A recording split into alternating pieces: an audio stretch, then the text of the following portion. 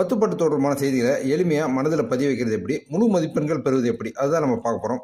முருகு பொருநூறு, பானிரண்டு முல்லை, பெருகுவள மதுரை காஞ்சி, மறுவினிய கோல நெடுநெல்வாடை, கோல் குறிஞ்சி பட்டினப்பாலை, காடத்தோடும் 10. இந்த 10 பெயர்களை உங்கள் மனதில் பதிய வைங்க.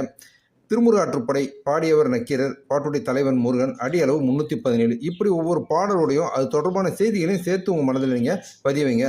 பொருணராற்றுப்படை முடத்தாம கன்னியார், சிறுபானாற்றுப்படை நத்தத்தனார், பெரும்பானாற்றுப்படை உருத்திரங்கண்ணனார், மலைபடுகடாம் பெருங்கௌசிகனார், இப்படி ஒவ்வொரு பாடலோடையும் அதை இயற்றியவர் யார், பாட்டுடைய தலைவன் யார், அடி அளவு என்ன, இந்த டேபிளை நீங்கள் ஒரு இமேஜாகவே உங்கள் மனதில் பதிய வைக்க முடியும். ஸோ இந்த மாதிரி செஞ்சீங்க அப்படின்னா உங்களுக்கு தேர்வில் அந்த கேள்வி எப்படி கேட்கப்பட்டாலும் உங்களால் ரொம்ப எளிமையாக பதிலளிக்க முடியும்.